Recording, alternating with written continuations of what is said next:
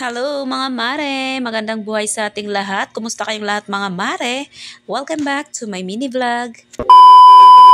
For today's video nga pala mga mare ay ayan, matitikman na namin ang pinagkaguluhan ng Paris sa social media, kundi ang Paris ni Diwata. Ngayon ko malalaman mare kung ano ba talagang meron sa Diwata Paris at bakit pinagkaguluhan. Fast forward na nga tayo mga mare, ayan pumasok na kami sa loob at nagbayad na kami. Pagkatapos nga naming nagbayad ay ayan kukuha na lang kami doon ng pares, may nakahanda na sila at ayan na mga mare ang pares nila. Alam nyo ba mga mare, akala ko talaga ang pares ni Diwata ay talagang normal na pares. Baboy pala yung ano niya. Mas pinili ko nga pala talaga yung medyo toasted siya mga mare dahil gusto ko yung toasted na toasted. At ayan na nga mga mare, this is it pansit. Titikman ko na kung ano ba talaga ang lasa at kung bakit binabalik-balikan ang pares ni Diwata. At natikman ko na nga mga mare, ang pares ni Diwata ay para sa akin ay okay naman siya, masarap. Pares naman talaga ang sabaw, pares naman talagang lasa, malalaking hiwa. Pero para sa akin ay naumay ako kasi nga naman baboy, di ba? Syempre may mga taba-taba rin at natabangan nga rin ako. Syempre mga mare, pang iba-iba naman tayo ng panglasa. Sulit ka na mga mare dito dahil napakamura na busog ka na talaga. Comment ko lang para sa sarili ko mga mare ay okay naman yung pagkain. Ayan, okay naman siya, pares naman, tsaka masarap din naman. Ikaw na lang din magdagdag kung natabangan ka or what.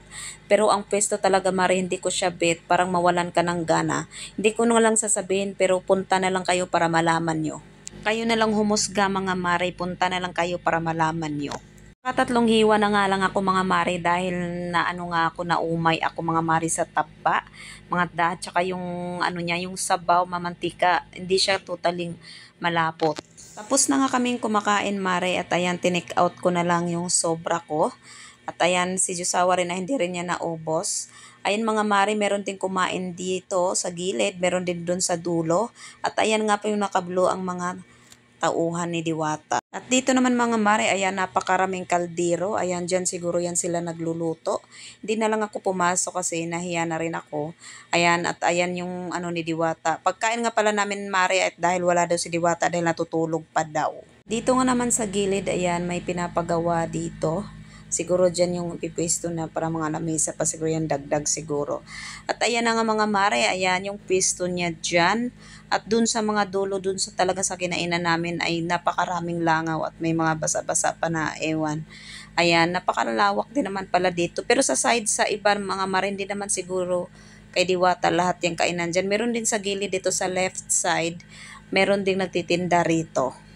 Sa labas nga rin naman mare sa kalsada ay meron din siyang mga tauhan na magpapara ng mga magpapark or sasakyan or sa motor.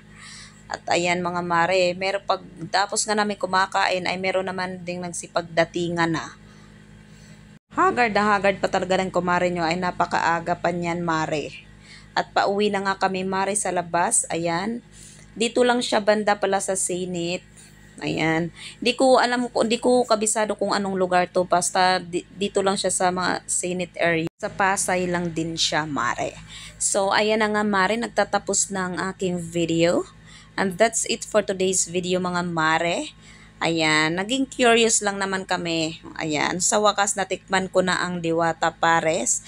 Kaya naman pala, nag-trending talaga siya. Ayan. Thank you for watching, mga mare.